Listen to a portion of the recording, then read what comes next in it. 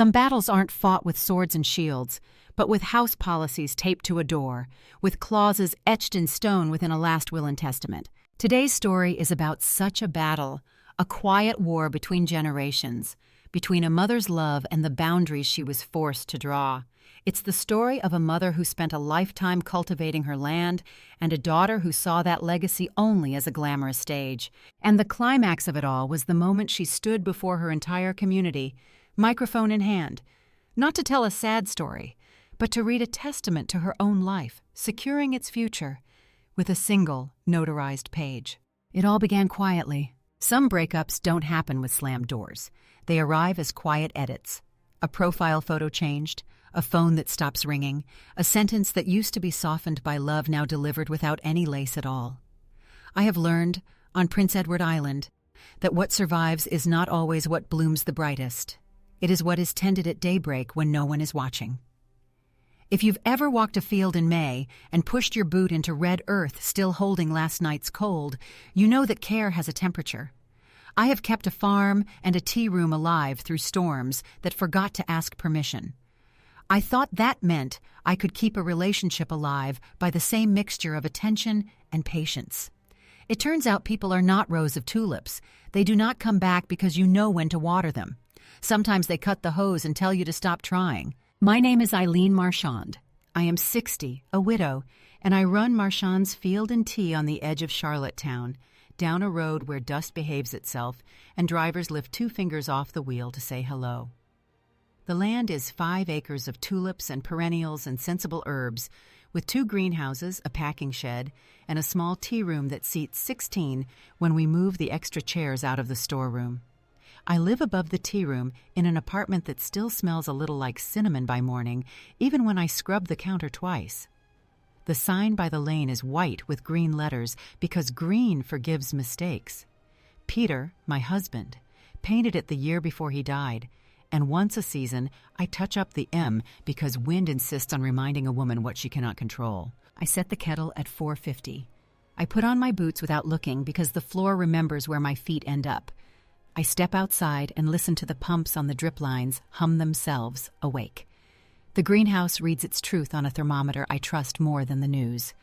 I note the temperatures in a log because temperature and honesty behave alike. They only help you if you write them down.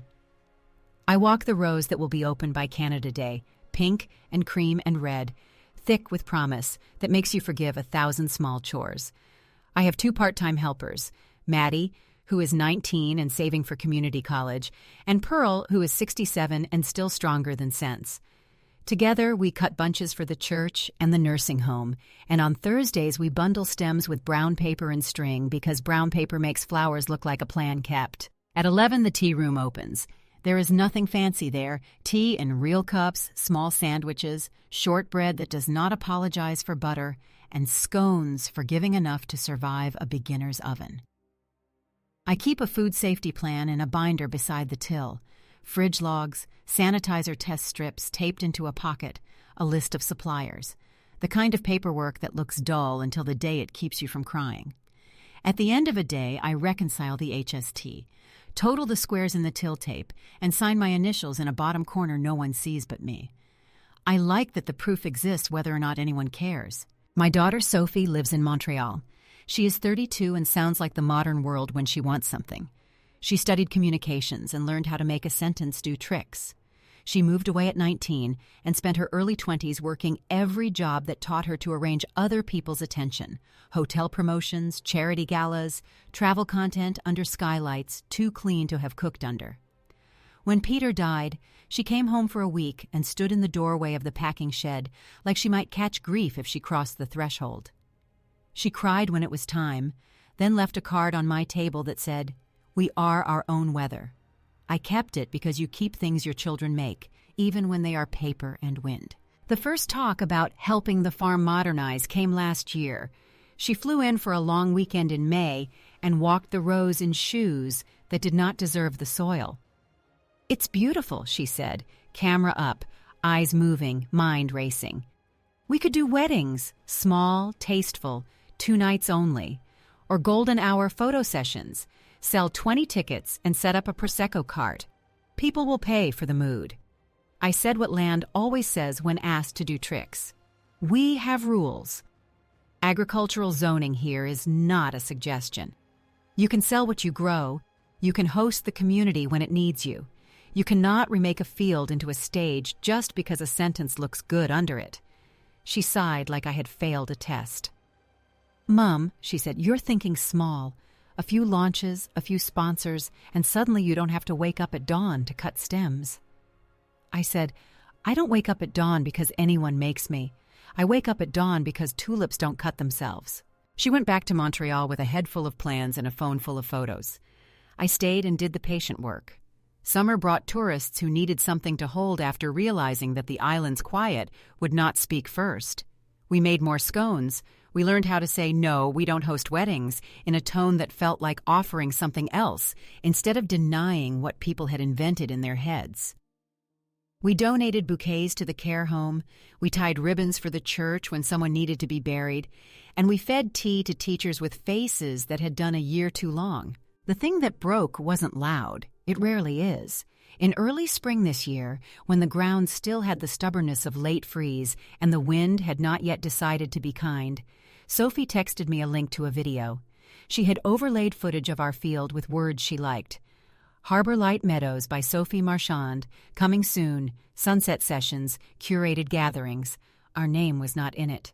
The land looked like it belonged to a brand I did not recognize. I called her. The call went to voicemail. I left a message in the slow, careful tone I use when a delivery driver is lost. Darling, I saw your video. The field is still my field. We can't do events. Please call me. She did not call. Hours later, a text arrived. Boundaries, Mom. Please don't micromanage my work. I'm building a future that isn't stuck in the past. I wrote back, I'm building a tea room that keeps people alive. She sent a thumb up as if I had answered a question about weather. I went down to the greenhouse and pinched the basil, because if I didn't do something that smelled like being useful, I might have cried into the soil. The week that followed was a case study in quiet cruelty. The website login I share with my nephew who built it years ago beeped at me like a conscience. When I opened it, the banner had changed. Sophie Marchand Events arched across a photograph of our field taken from my kitchen window. The contact page listed a new email and a phone number that wasn't mine. Our About page had been rewritten so that my life looked like an origin story for someone else's ambition. It wasn't even mean, just tidy. I clicked and felt a kind of shaking begin somewhere behind my ribs. I called my nephew. He said he hadn't made the change. But I showed Sophie how to get in the back end last summer when she wanted to fix a typo, he said. I asked him, can we revert? He could. He did. I changed the password and wrote it on a piece of paper with a pencil, like a woman defending a castle with a spoon. Then the bank did its little job of telling me the truth. A pair of charges hit the supplementary card I had kept on the account, because being a mother once made me confuse access with love. One was for a set of macrame backdrops and poles shipped from a warehouse with a name that sounded like an apology. One was for a portable bar unit, the kind that advertises itself as perfect for barn weddings. The third, smaller, was for a stack of golden hour tickets, test print. None of these purchases looked like scones. I called the number on the back of the card, placed a hold, and wrote the amounts in my ledger in a hand that had forgotten how to be kind. I sent a message. These charges are not authorized. I have frozen the card. Call me. She did not. An email landed instead, the subject line, for the record. The body was clean as glass. I am setting clear boundaries. Please stop contacting me about my business decisions. Do not call. Do not email. Do not use money as a lever. I will not be guilted into smallness. From here on out, I'm responsible for me. Please respect that our relationship is over unless and until I say otherwise. It ended with her full name and a phone number under a signature that made my child look like a stranger. I did not answer. I made tea. I sat at the small table in the apartment and looked at the field that had let me be a person for 40 years.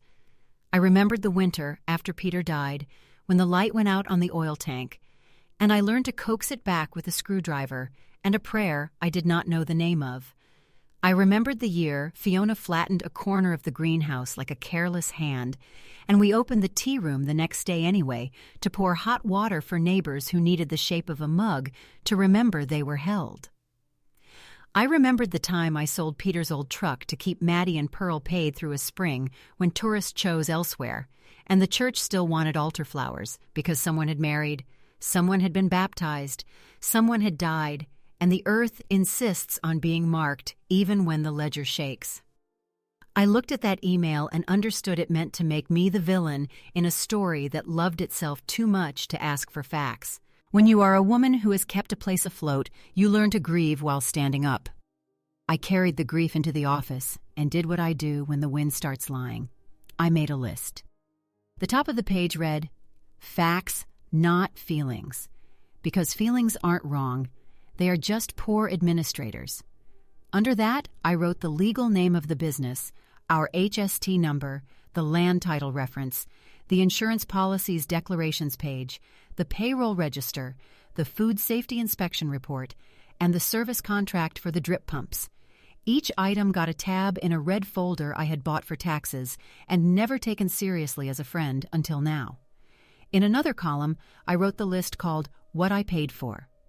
Sophie's tuition, year by year, with notes about residence and winter coats, the deposit for her first apartment when she called, crying, the flights home, the Christmas rush money I transferred when she said a client hadn't paid.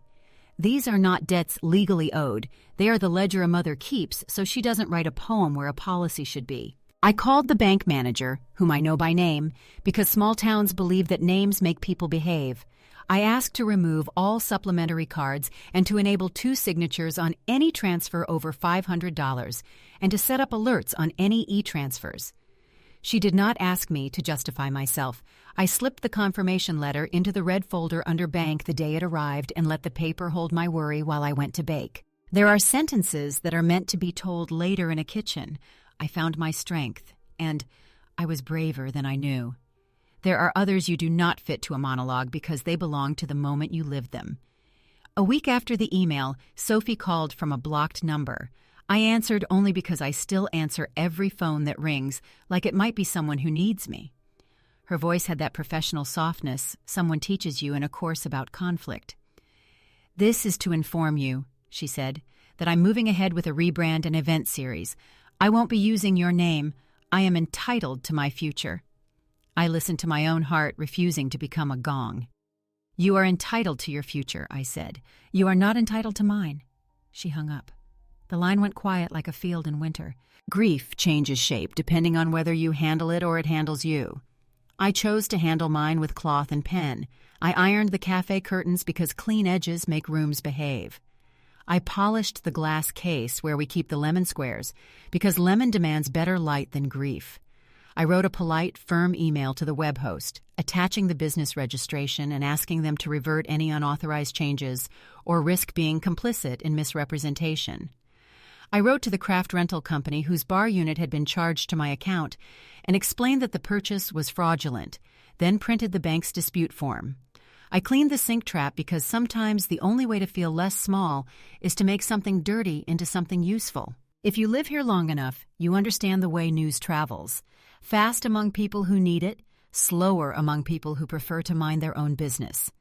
My sister-in-law, Paulette, learned from a cousin that Sophie had posted a story calling me controlling and saying I was financially manipulative for canceling cards. I did not try to correct it. I might have once. I do not audition for my own character anymore. I wrote 2 things on an index card and taped it inside the red folder. If someone cuts you off, let them. If someone takes your name, put it back on paper. Late one afternoon, the field held that light that makes it hard to remember why anyone would choose a city. A car pulled in, and a couple in their 30s stepped out, joyful and chewing on a plan. "Is this the place for sunset tickets?" they asked. I felt my face move in a way I don't like, and then I put it down on the counter, like a person setting a heavy tray. "We don't sell tickets for the sun," I said, "but we'll give you tea and you're welcome to sit by the fence and watch God do what she does." They looked confused, then grateful. They bought 2 scones and sat quietly for an hour, and when they left, they put $5 in the donation jar for the nursing home flowers and wrote "for beauty" on the envelope. I slid that envelope into the red folder under Community because you should keep proof of the times your principles did not cost you friends. A week later, the local farm association sent out a notice about the Harvest Open Day in September. Each member could host a small table to share what the land asked of you this year. I read that line twice. Land asks, we answer.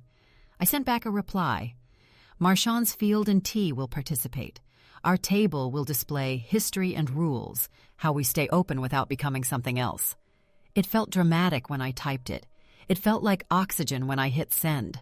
Pearl came in early the next morning and found me flipping the closed sign back to open because I had left it the wrong way by mistake, which is less like me than I will admit. She put down her bag and watched me measure tea leaves like it matters how much I care. You're allowed to be tired, she said, the way a person says there's rain when the roof has already learned to hold. I smiled with my mouth and kept going with my hands. I'm more than tired, I said. I'm done being drafted into someone else's pitch deck. She nodded. Good, she said. Put it in writing. So I did. I wrote a page called House Policy and used the old office laminator as if it were a printing press that could make a woman less erasable.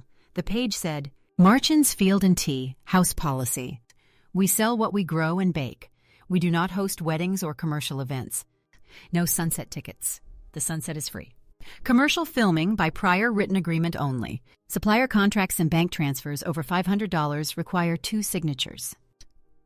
In storms and power outages, tea is free for first responders and elders. We serve quietly. Please speak kindly to staff. I posted it inside the tea room by the door, beside the certificate that says our water is what it claims to be.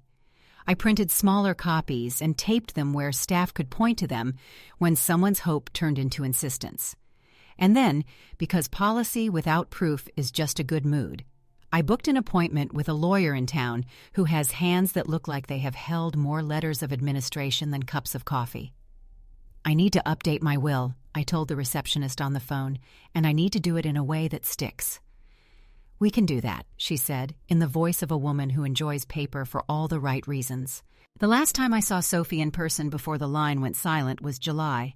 She stopped by unannounced, which used to be my favorite kind of knock. She stood in the doorway in a dress that would have been happier 10 degrees warmer and said, I wanted to see the place before summer ends. I poured tea. I cut a scone. We stood in the kitchen and looked at each other like women who might have been strangers if you didn't account for the time and trouble we shared. She told me her work was going well, that clients respected her boundaries, that moving away from family entanglement had given her clarity. She used the words of a therapist without the warmth. I told her the basil was behaving itself and that Maddie had learned to make shortbread. She looked around, eyes softening despite herself. It smells like childhood, she said.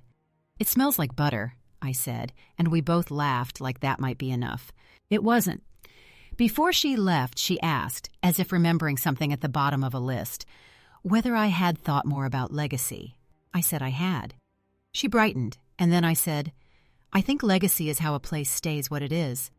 She rolled her eyes the way girls roll their eyes when a mother refuses to become a cliché for a story they're writing. You don't have to punish me, she said. I wanted to tell her that what I was about to do was not punishment. It was a fence put up before someone else fell into a ditch, but I didn't. You can't build while someone narrates over your hammering. She hugged me stiffly and left, and I stood in the doorway and watched her car dust its way away and let the ache arrive and leave without offering it tea. In the evening, after the last table had been wiped and the chalkboard washed, I pulled the red folder out and added a new tab. Will. Under it, I put a list of questions for the lawyer. How to remove a child as a beneficiary of the business while keeping a modest bequest for decency. Can a no-contest clause be enforced here? Could we create a community trust to hold the land so that even a charming argument could not turn it into something it isn't? Who should be trustee if not me? Could Emma, my niece, learn the bookkeeping and the basil? How do I write a letter of wishes that explains a decision without turning it into a weapon? I thought I would weep then, the way films teach you a woman should at the edge of a big decision. I didn't. I made lists. I made a second pot of tea at an hour tea does not deserve, and I drank it anyway. I wrote down in pencil so I could erase if I was unkind every sacrifice I had made to keep this place alive, selling the truck, taking the line of credit to replace the oven when it died without confession, working doubles through the first spring after Peter died because grief didn't stop the kettle, paying Sophie's tuition and her rent, wiring money on a December night when she said a client had not paid and the landlords where she lived do not care about context, covering payroll during Fiona just so Pearl and Maddie would not have to take their worry home. None of this entitles me to my daughter's love. It entitles me to make sure my life's work is not redistributed by someone who thinks rules are rude. I took a pen and wrote a sentence on an index card and taped it to the inside of the red folder's cover so I would see it when I opened the spine and felt braver just for having letters to look at. Love is not an unlimited line of credit. Boundaries are love written down. I have been the kind of woman who forgives early and often, because that is how I was taught to keep peace. This time, the peace I mean to keep is the kind that lets a room open on time to people who depend on it. Next week, I will take the red folder to the lawyer and sit in an office that smells like paragraphs and do the work that will look, to some, like cruelty. I will call the bank and make the two-signature rule part of the day instead of a reaction to one. I will inform the insurer that no events are permitted on my land and ask them to say it back to me in writing.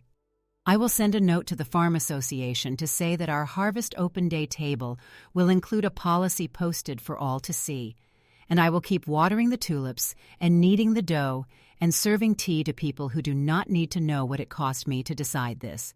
There's a lot to do between a sentence on an index card and a clause in a will. Here is where I leave this part of the story, at the edge of a field that will bloom again whether or not anyone thanks it. I will not shout. I will make appointments. I will sign letters. I will put my name where it belongs and remove it from places where it has been borrowed without permission.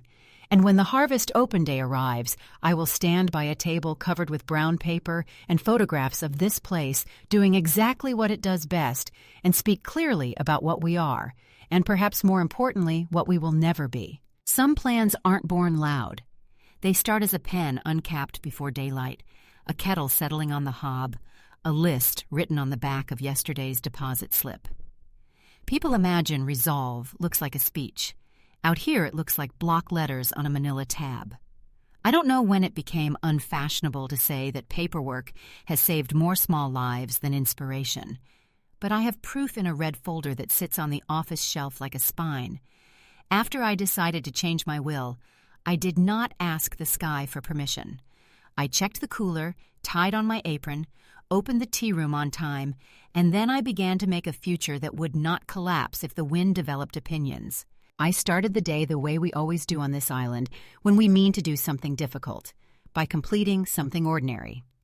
The greenhouse sat at 14 degrees, respectful as a church mouse. I wrote the numbers in the log, sucked my teeth at a leaf spot on the basil, adjusted the oscillating fan, and set the drip to a pace the soil could interpret without fuss. The rose out back had woken into that late summer green that makes August forgive July. I cut 2 buckets of tulips before the heat could preach to them, set them in the packing shed sink with clean water, and then went upstairs to wash the earth from my wrists. When I'm nervous, I clean like I expect company. The lawyer did not know she was walking into a house that had already been told by lemon oil and diligence that nothing rude would be tolerated. Her office smelled faintly of dry paper and the kind of professionalism that does not need posters to introduce itself. She has the hands of a person who has set many signatures in the places where they do the least harm.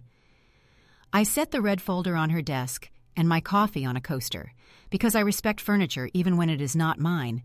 She listened while I told the story in the dull, exact way a nurse writes vitals, dates, amounts, the language of Sophie's emails, the unauthorized charges, the website banner I didn't recognize, the message that declared our relationship over on terms I had not been asked to read. When I finished, she nodded the way a person nods at a storm they can name by the sound of it hitting the window. "We'll do 3 things," she said, drawing squares with her pen. "First, a new will. Second, a letter of wishes to explain the will to any human who deserves a human sentence. Third, prepare a trust you can execute now or later. Ownership and operating rules so strong a brand deck can't move them with charm. She slid a sheet toward me labeled instructions, and we worked line by line. I gave her the legal description of the land, the business registration, the HST number, the payroll count, the equipment list I had written for insurance purposes. She asked who I trusted. I said, Pearl for sense and Emma for numbers. And she said, then those are your trustees when the time comes. She asked if I wanted to cut Sophie out entirely. I surprised myself by saying no. There will be decency, I said, but not leverage.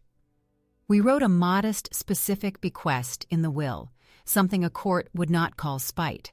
The business, the land, the tea room, the greenhouse, the equipment, the recipes, the name, all of that would pass to the Marchand Community Trust with conditions. The farm stays a farm, the tea room stays a tea room, no weddings, no ticketed sunsets, no alcohol service, no commercial filming, without written agreement and proof of insurance naming us as additional insured. Room for a scholarship for horticulture at the local college. A requirement to feed elders and first responders during storms without speeches. She read back each clause in a voice that made even kindness sound enforceable. Then she carefully explained a no-contest clause, what it can and cannot do under PEI law, how it dissuades litigation by making the remaining gift vanish if the beneficiary sues and loses. It isn't a trap, she said. It's an honest sign on a fence. I signed where my name belongs, hand steady, because when a woman has been called controlling for controlling the only thing she can control, a clear signature is a kind of defiance. We drafted the letter of wishes in the language I use when I'm writing recipe cards for Maddie. Simple, complete, useful. I wrote that estrangement was chosen by my daughter, not provoked by me. That my duty to this place includes keeping it itself. That love is not an unlimited line of credit. That I had supported her generously as a mother and would continue to wish her thriving, just not in a way that would dismantle the thing that keeps other people fed. The lawyer revised a phrase here and there, removing heat, keeping truth. We printed it on paper that felt like it would survive a drawer and a decade. On the way home, I stopped at the insurance office. The broker, a man with the posture of a choir boy punished by actuarial tables, printed an endorsement that stated what my bones already knew. No coverage for events, tastings, or mobile bars on my property. Coverage continues for what I actually do. Additional insured certificates available for the rare non-commercial filming by prior written agreement only. He underlined the policy numbers like he was arguing with the future on my behalf. Tape it to the wall, he said, smiling with one side of his face, the side that believed in women who read their policies. At the bank, I asked for a second letter confirming what I had already set in motion. 2 signatures on transfers over 500, no sub-users, alerts on all e-transfers, a note that the supplementary cards had been canceled at my request, not due to fraud. I could not stop. I want this in black and white, I said. I am the owner. I set the rules. The manager nodded like a church elder agreeing about a hymn choice. She printed the letter with a satisfaction that suggested she had seen this kind of love before. Back at the farm, I tucked the new papers into the red folder under tabs that made me feel like a person whose life had decided to stop apologizing. Then I returned to the work. It is a truth I will not stop teaching. The field doesn't care about your drama. The basil needed pinching, the traps needed checking, the tea room needed lemon bars, the walk-in needed to be exactly 2 degrees when I wrote it down. Pearl arrived 6 minutes early because she doesn't like arriving inside a minute, and we portioned scones and opened the door and let the day come in. I had expected silence from Sophie. I had expected anger. What arrived was marketing. A post went up on her page with photographs of other people's fields implying they were mine. Then another, with the edge of our greenhouse visible if you knew where to look. The captions were clean and passive. The owner prefers tradition. And then the comments bloomed into the usual weeds. Some mothers fear success and older generation gatekeeping, the kind of sentences people write when they are bored of themselves and want to rent your life for a night. A friend of hers messaged our business page, accusing me of being financially abusive for canceling cards. I typed a sentence I learned at a farmer's market 10 summers ago. We don't discuss private matters in public forums. We do, however, serve tea. Our policy is posted by the door. Then I close the laptop and wash the cups, because the only way to make a room behave after the internet has walked through it is to give it soap and routine. At the end of that week, the Farm Association sent out details for Harvest Open Day. I registered for a table and wrote the words "history and rules" in a script I reserve for labels and apologies. I printed copies of our house policy and set them beside a stack of photos of the field in every season. Sweet June, exhausted August, the red stubbornness of October, the faithful blank of February. I didn't intend to make a scene. I intended to build a backdrop made of fact. Some confrontations look like arguments. Mine looked like errands. The licensing office confirmed in an email that agricultural zoning did not permit event conversion without a hard public process I had no interest in starting. The environmental health inspector dropped in for a tea and bought a scone, then signed a routine check slip and wrote, "Owner understands sampling boundaries," in neat pen. I taped that beside the sink. I ordered more brown paper because brown paper calms a room the way a hymn does when the sermon has gotten ambitious. I asked Maddie to practice saying "no events" with a kind face. She did, and then convinced me to add a line. But we do have a bench that loves sunsets, and will lend you a blanket. When the registered mail slips came back green with the craft rental company's signature and the hosting platform's compliance, I put them under a tab called C&D with a satisfaction that felt close to sleep. The rental company reversed the charges. The platform reverted the banner. I did not gloat. I made shortbread and sent a box to the nursing home that buys bouquets from me when they can afford it and accepts them when they can't. It would be dishonest to say the week carried no ache. Grief remains a house guest who quietly pays for nothing and still expects a folded towel. I watched mothers and daughters navigating the tea room and felt something raw in me reach for a phone that I will not dial. I stood by the field at dusk and listened to frogs volunteer a soundtrack and considered every mistake I must have made to raise a child who thought she could declare us over with a signature line. Then I took the shame I could not use and put it somewhere safe, inside the act of weeding, and I let the neat row say on my behalf, "I am not failing." 2 days before Harvest Open Day, a letter came from Sophie's address in Montreal. The envelope had the anxious neatness of a person trying to look older than her intentions. Inside, a short professional note from a law firm I didn't recognize. It wasn't a lawsuit, it was a letter before formal correspondence. A phrase I will never forgive for its cowardice. It asked for clarity regarding anticipated inheritance and used the word expectations in a way that made me taste tin. I took it to the lawyer. She looked at it like a teacher receiving a note folded into an airplane. "We'll reply after harvest," she said, with the will's new summary and an invitation to seek independent advice, dry as biscuits, nothing to argue with. She then reminded me what I had asked her to remind me. "We aren't punishing," she said. "We are placing the work where it won't be dismantled." The night before the open day, I set out the tablecloth for our display.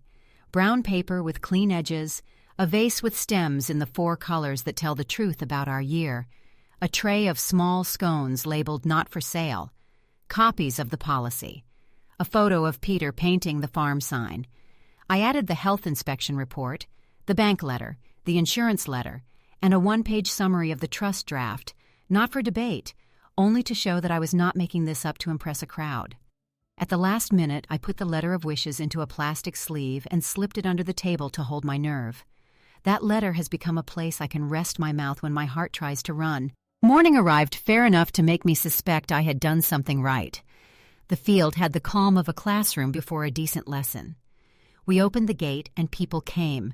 Neighbors, strangers, the woman from the post office, whose eye can find you on the worst day and make you believe the mail still matters. I told the history of the farm the way you tell how to graft a branch, briefly, with a knife that knows where to cut. I explained the rules as if they were recipes. Here's why it works. Here's how we keep from poisoning anybody.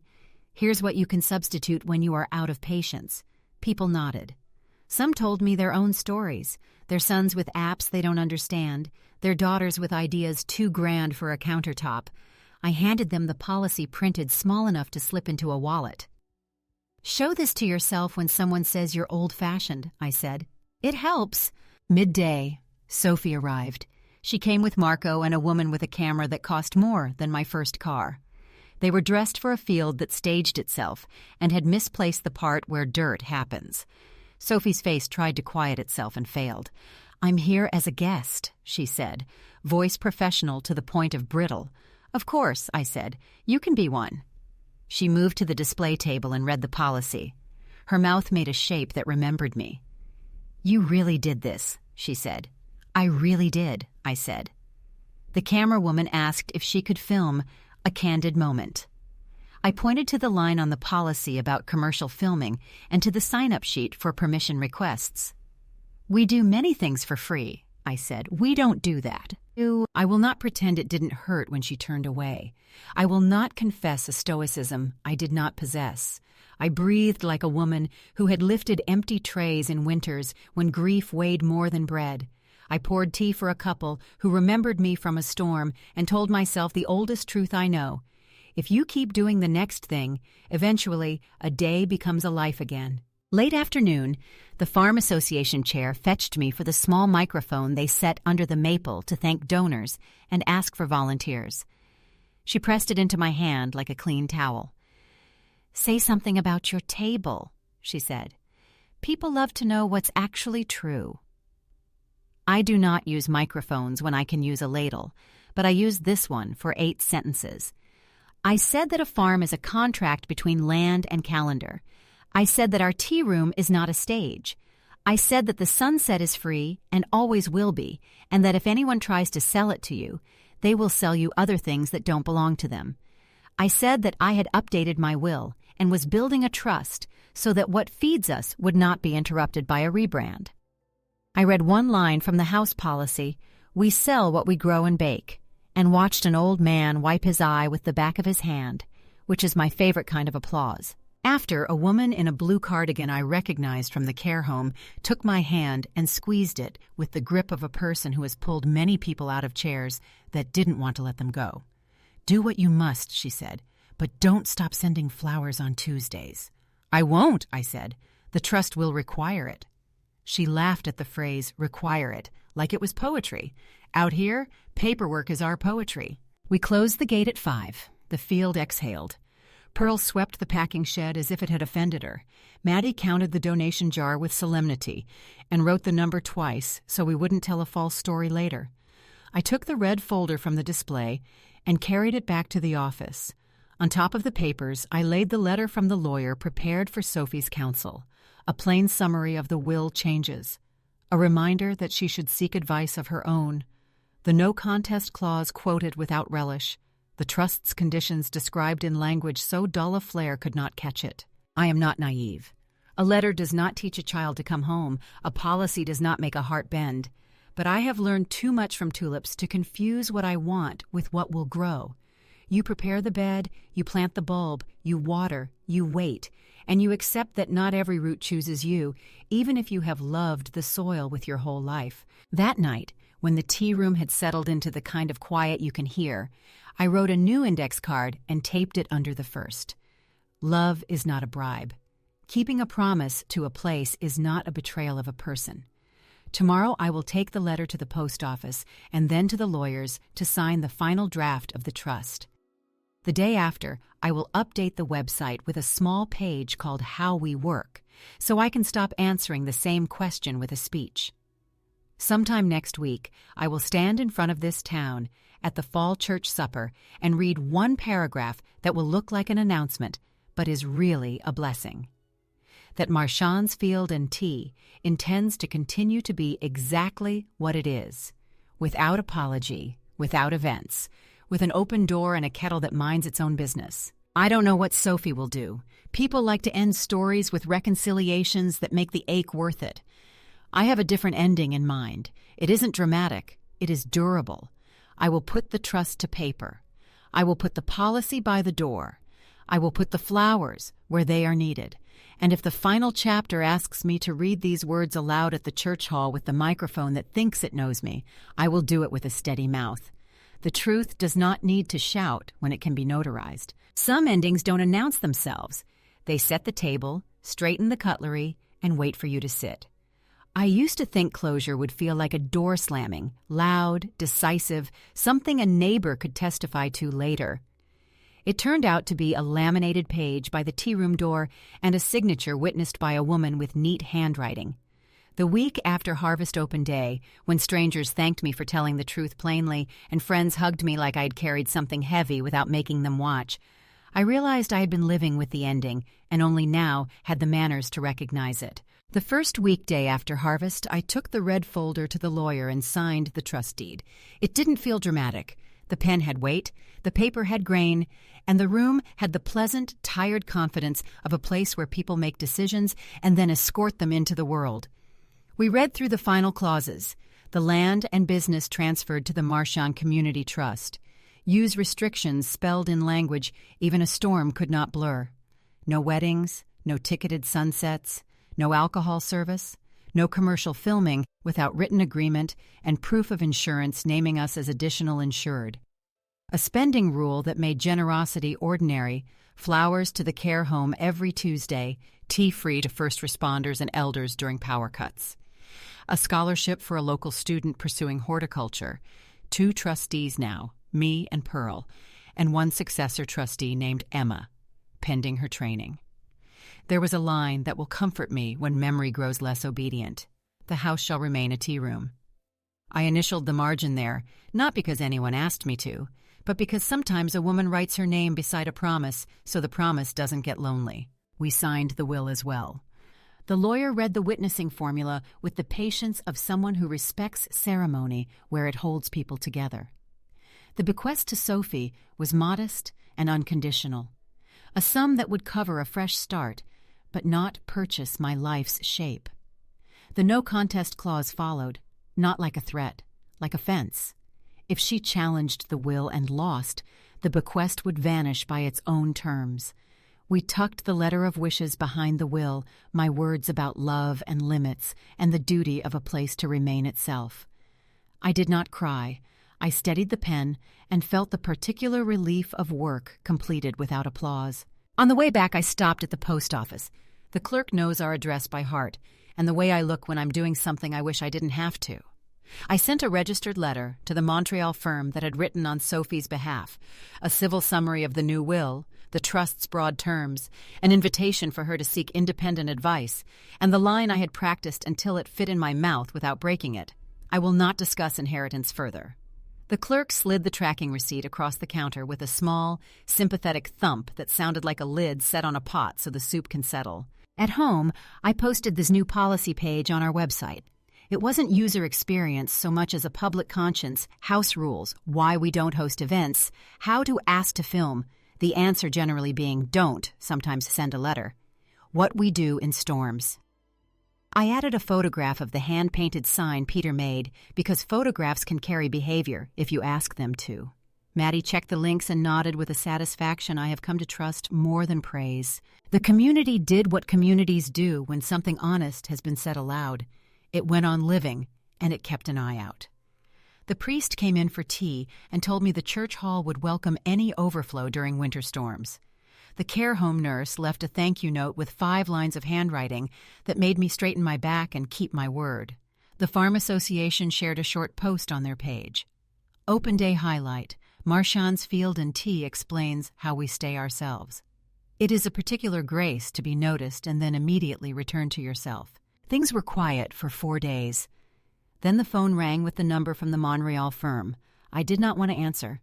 I answered anyway because I have not learned how to let a phone decide who I will be. A junior lawyer with a tidy voice asked whether I would consider mediation to repair expectations.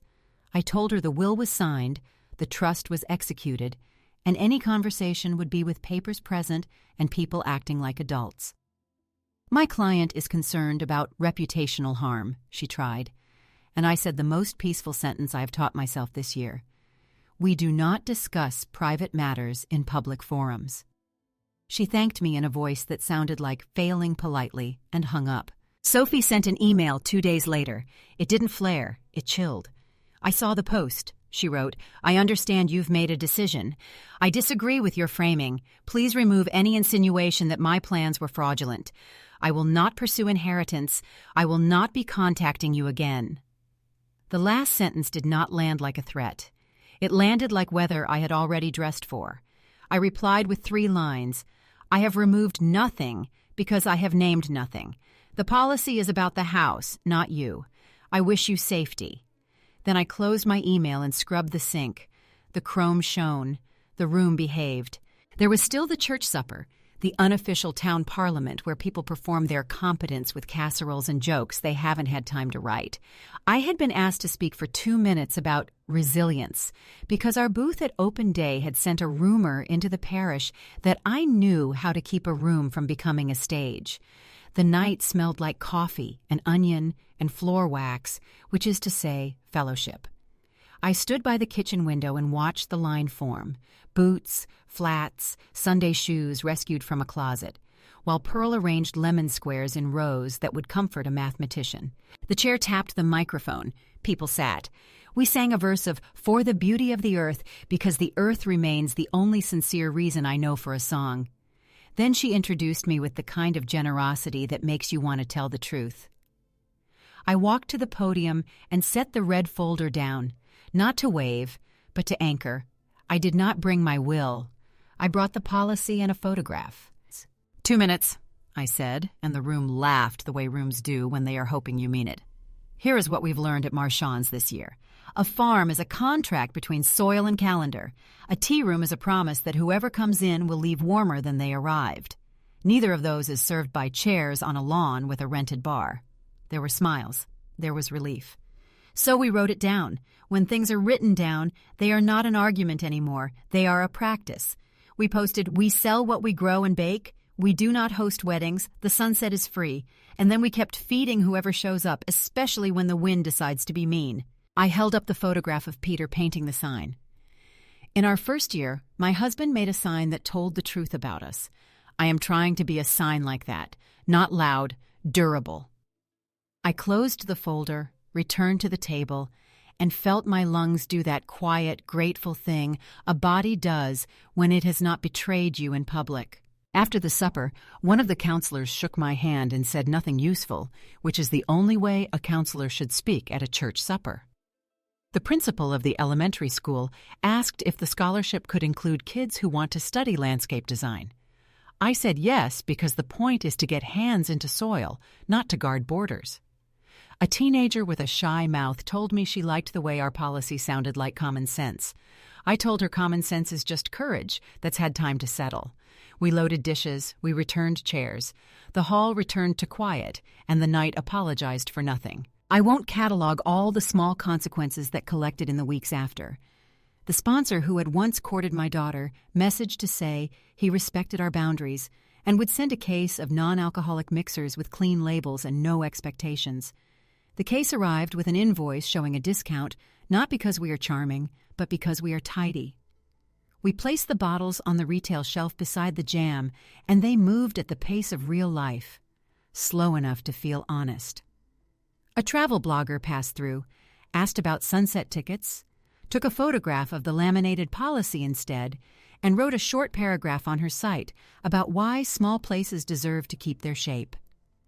2 couples came for tea because of that paragraph and sat quietly with the kind of gratitude that buys shortbread without asking how much butter is left in the world. Not everything softened.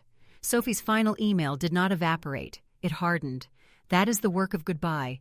Every time you don't pick it up, it becomes easier to leave on the shelf. I thought of her often in the useless ways, which mugs she would have chosen, whether she would have laughed at Pearl's joke about the basil, thinking it was Italian, how she would have described the taste of August air to strangers.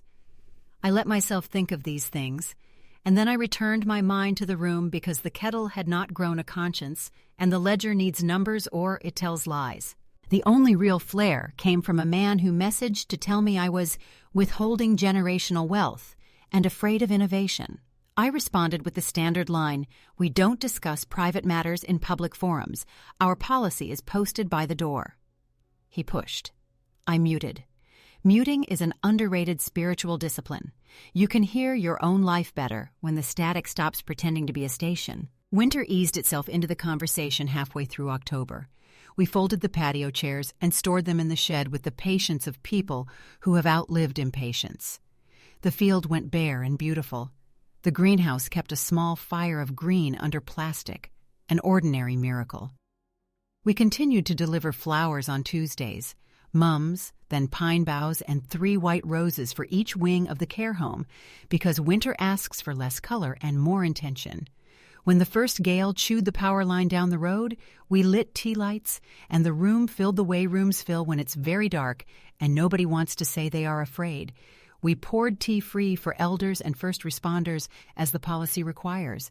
It wasn't charity, it was manners. On the 1st of November, the bank's monthly letter arrived with its plain confirmation. Dual signatures in effect. Attempted transfer held until second approval provided. Sub-user access none. I initialed the bottom and slid it into the folder under bank with a gratitude that does not require adjectives. The insurance renewal followed later in the month. The broker had added the endorsement language we wrote together. No events, no tastings, no brand activations. And I signed it with the pleasure of a woman who has turned chaos into line items. The licensing office sent their annual note reminding license holders that incidental music is not a loophole. I placed it under license and imagined the clerk who printed it, her calm doing more good than most speeches. By Advent, Emma had started coming on Saturdays. She learned the till with a seriousness that made me want to buy her a calculator for Christmas. She balanced the square against the paper tape and reconciled the HST with the patience of someone who knows that accuracy is a love language. Pearl taught her to test sanitizer strips, and I taught her to listen to customers who don't know which words to use for what they need. We showed her the trust deed and explained what successor trustee means in a tone that made it sound like an invitation, not a burden. She cried quietly and then asked if she could practice making shortbread. She can. It is always good to know who will remember a recipe when you're tired. The letter from Sophie's lawyer never turned into a lawsuit. I do not attribute this to justice. I attribute it to the dull power of clarity. People sue when they smell confusion. We did not give off that smell. Our reply had been plain. Our policies were posted. Our paperwork made it clear the land was held by a trust now, not a mood. If there is any advice smuggled into this story, it is this. If you don't want to fight, make it boring to fight you. I promised a reflection at the end, not a sermon. This is it. A child cutting you off feels like misplacing your name. There is a humiliation to it that makes a mother want to negotiate her own dignity away for one more phone call. I stood at that edge longer than I care to admit. In the end, what steadied me wasn't the idea of revenge. Revenge is a young person's sport. What steadied me was the shape of work done right. The bank letter that gave numbers a chaperone. The insurance endorsement that kept my room from being dared into risk. The trust deed that moved my love for a place out of my chest and onto paper that will outlive my stubbornness. The policy by the door that lets a teenager answer a pushy request with a smile and a finger pointed at a laminated sheet. If the word will sounds harsh to you, I understand. It sounded harsh to me too until I realized the sentence hidden inside it. This is what I will and will not allow. A mother's will is often mistaken for control because it is the only tool we are allowed to wield without being called dramatic. But the will I signed is not a punishment. It's a map. It tells the people who love this place and will love it after me how to keep the tea hot and the prices fair and the chairs pointed toward each other instead of a backdrop. It tells the community that they can trust us to be dull in the best possible way. I have not reconciled with Sophie. I do not know if we will. I will set an extra place at Christmas anyway, not because I want to be a martyr, but because setting a place costs less than bitterness. If she comes, there will be tea and a scone and no talk of wills. If she doesn't, we will eat the scone and still deliver flowers on Tuesday. I will keep the rule I wrote on an index card when I didn't trust myself. Keeping a promise to a place is not a betrayal of a person. If she ever wants to learn the basil or the till, I will teach her. If she wants to sell the sunset, I will show her the laminated policy again, and then I will ask her to carry chairs. There isn't more drama to give you. There is only the last scene a story like this deserves. The tea room at dusk, empty and kind. The window fogged with the day's ordinary labor, the red folder thinner now because I turned fat worry into flat paper, the sign by the lane catching the last light and refusing to become fancy. I locked the door, turned the open sign to closed, and stood for 1 extra minute in a room I have loved more stubbornly than is fashionable. Love has failed me in places I could not fix by cleaning. But here, love is rules kept and dishes dried, and a kettle that goes out in all weather. If this steadied you the way a clean counter does, like this story, if you want more quiet, stubborn tales about mothers who keep rooms honest with policy and ladles, subscribe. And comment, have you ever had to write a rule to save a relationship or a place?